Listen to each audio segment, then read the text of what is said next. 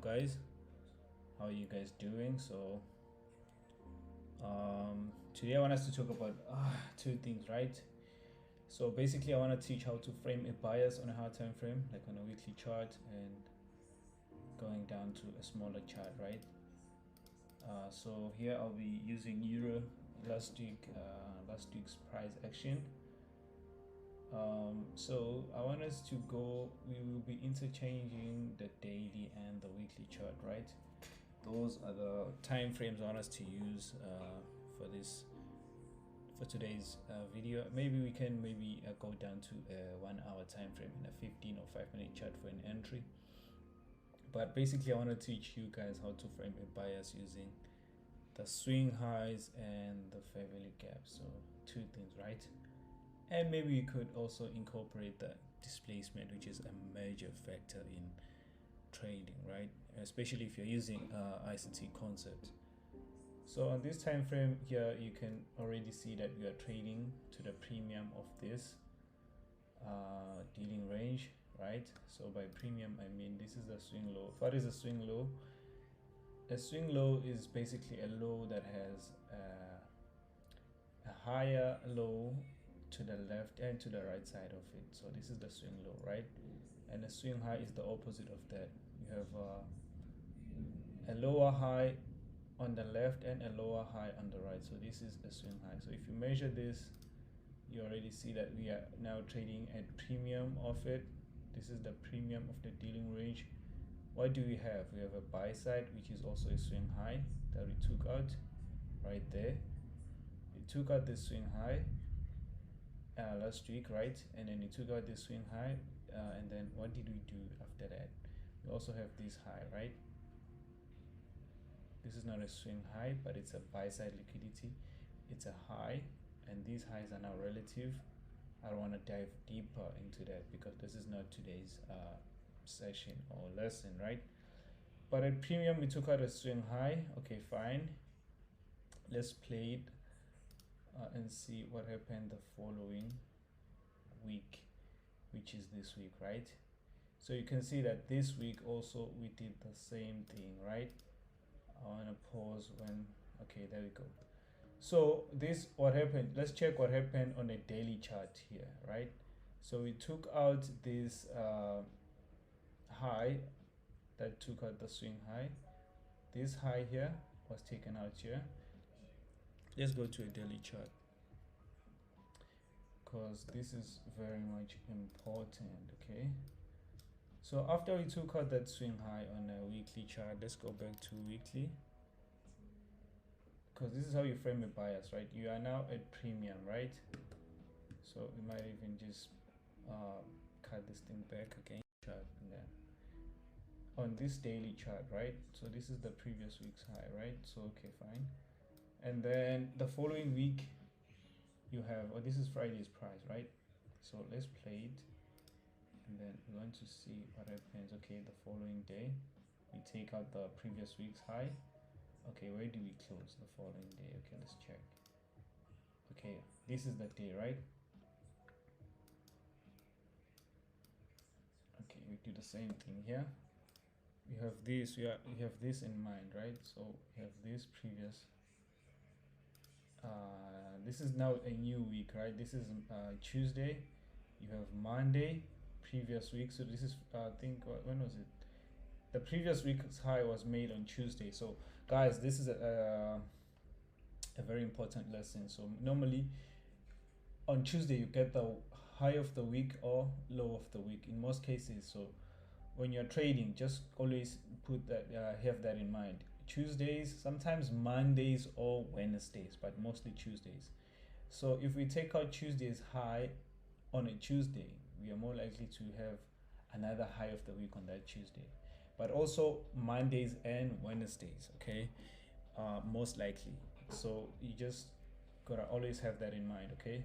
So we took out this previous week's high on Tuesday, and we closed way above this day's high, because how we close after taking a high shows that we still have more willingness on a following day to actually go for this high, right? For that day's high. But if the following day we fail to close above that day, and you have this weekly let me just, this is a weekly BC, right? As a draw to the downside if we fail to close, because now you are just looking for a reversal, right? The weekly the week has been bullish and you are looking to get like a reversal. What signature in price are you going to look for? We're going to be using previous day's high. We are going to use the swing highs and the fair value gap. So the swing high, once we take out a swing high or a high, sorry, I want to say previous day's high. So this is Tuesday's high, right? If we take out Tuesday's high or low on Wednesday, we are more likely to have the high of the week on Wednesday. Okay, so this is Tuesday now, right? You see Tuesday closed way above this Monday's high. So this is also giving me a bias to be bullish, especially during the London session of the following day, because I'm looking for, I expect it to come for this high because it shows more bullishness, right? We open and then we look for this high, but once we take out this high, I can be during the London session of the following day, if we close way above, like how we closed above this after taking out this high here above this Monday's high, that will give me a bias to say, okay, during the London session of the following day, which was Wednesday in this case, I'm bullish until we take out previous day's high. Then I want to trade the following day, okay? Especially if I see a rejection. Let's play this thing again and see where this day, there we go. Okay, perfect. You look at how we traded above Tuesday's high, né? But failed to close above the high, right? We rejected. So now the following day I have this low, that low, and most likely because it's the end of the week, I have this as my weekly draw liquidity now, because on a weekly time frame I have this, right? So let's go back to the weekly time frame. Okay, there we go. So we already traded back inside this on a weekly, but let's go back to daily. I want to highlight something. This is very important. So you're using the fair value gap and the swing highs for a bias, right? I hope you are getting me right here. So once you see this on a Wednesday, you drop down to an hourly chart. On Tuesday you are bearish, I mean on Thursday you are bearish, and Friday, until we reach that weekly BC, right? Okay, so this is a very clear example. So this is what happens, right? So we take out the previous day's high on during the Asian this is the Asian range, right? From 8 to midnight. That's your Asian session, and then you can find a setup. Once you see displacement, now you have to check this out. So you took out buy side liquidity here, and then once you break below the low that took out buy side, which is here, this is your market structure shift. You closed way below the lows here, right? So now if you have a swing low here and a swing high there, you take your fib. This is now your premium and discount, right? Once you trade above here, once you trade above this this is equilibrium, right? You can use any PD array that's above this to take a short position, and you have this as your target, right? So this is what you do now. You have a market structure shift, and you have this now. This is now a bearish order block, and you can look for sells, but this is now a discount, right? So it's not a good order block to go short on unless you have this one. So here I'm going to highlight a few PDRs I would have used. So you have this order block here, and also this is now an order block. This is the longest up close candle before the market structure shift. So you can take either this order block here, because it's at equilibrium, and it also has another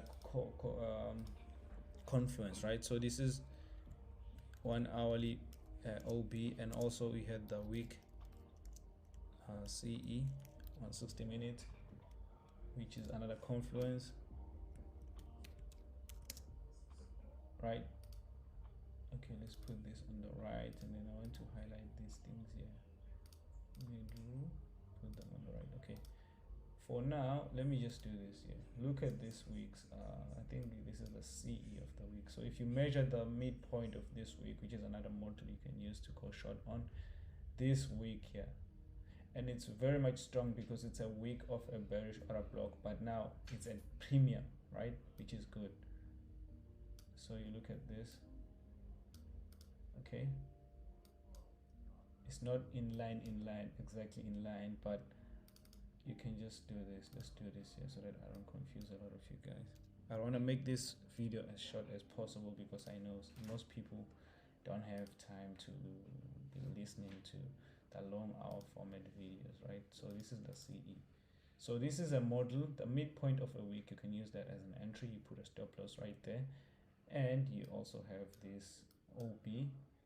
You can also put it at the mid threshold of that, the midpoint of this stop loss.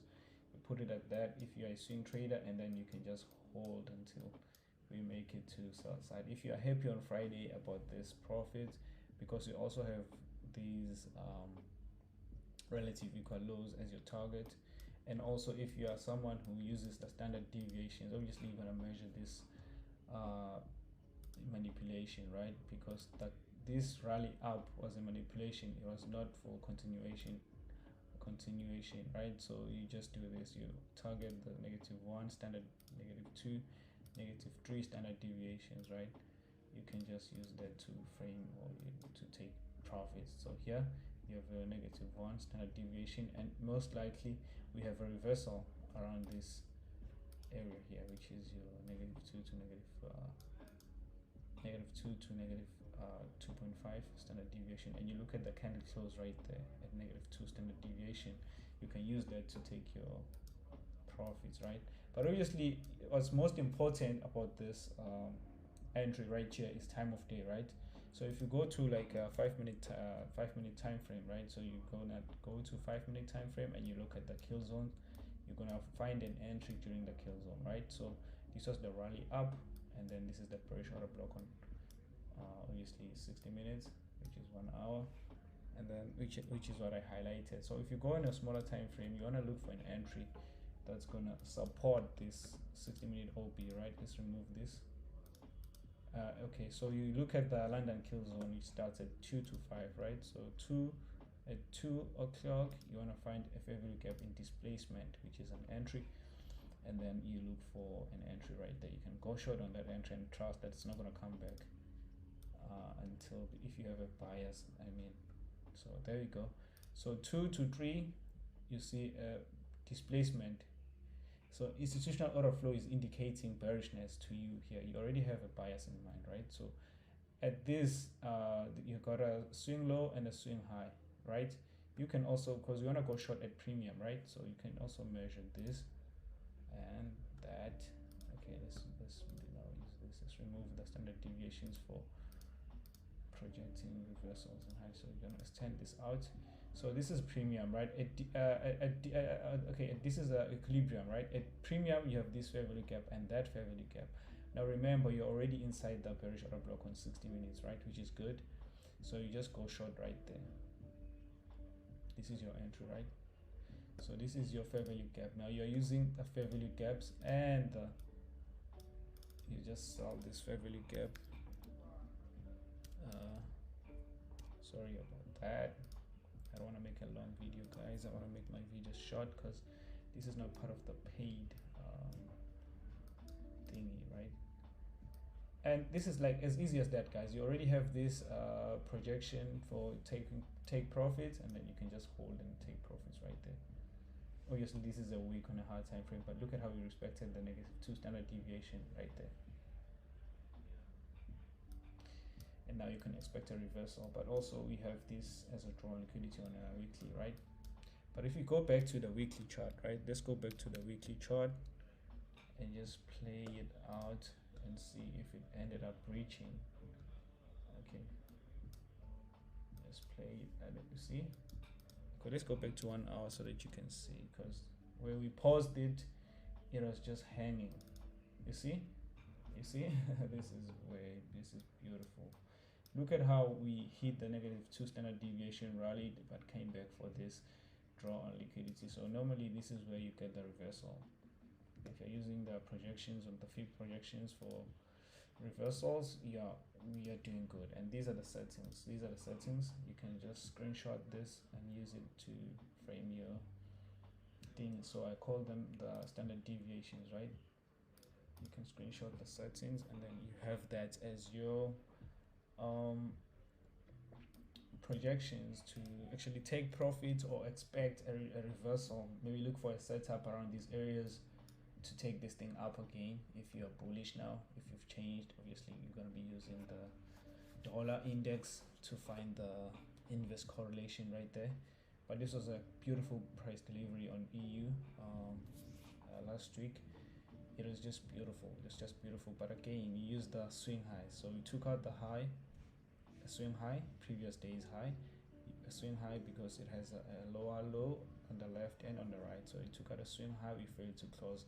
This is a failure to displace higher. So this is failure in displacement. So this indicates it's a rejection. It indicates that price is now bearish. And then this displacement lower confirms to you that price or institutional order flow is now bearish. You already have this bias in mind. You look at the day of the week. We took out previous day's highs, previous day's high, which was Tuesday. So it means we're gonna have a high of the week on Wednesday, and then boom. This was just easy money, and you got this sell side liquidity you've been generating all throughout this whole time, yeah, right? The retail traders, they're gonna trade this thing. They're gonna trade this and call it a support or something. This is what they trade, right? So this is liquidity to me. I'm just looking at the retail liquidity. People are buying here thinking, oh, and wow. So you trade against retail logic, right? You are trading smart money concept. Okay, this is it for today, guys. So don't forget again, today's lesson was on maybe 1, 2, or 3 things. So basically we were talking about number 1, let's just decrease the thing. Swing highs or swing lows, and then we talked about the fair value gaps, or maybe inversion fair value gaps. It could be inversion fair value gaps, but mostly I think another thing that we touched on today's session was let's just maximize this, swing highs and swing lows. Okay, let's have that in number 1 for your notes, guys. And then you got number 2, fair value gaps for framing a bias. And then number 3, you got the displacement, which is gonna give you, or failure to displace higher or lower. That's gonna give you this is how I frame a bias. Okay, so this video, I think I'm gonna just how to frame a bias, right? By yours truly. This is not cool, man. This is red. There you go. How to frame a bias with SaikidoCapital.com. So if you want me, you're gonna find me here. Okay, if you want my teachings, you're obviously gonna find me here. Okay, see you there, guys. This is a short video, and I hope you enjoyed. I hope it was insightful. Cheers.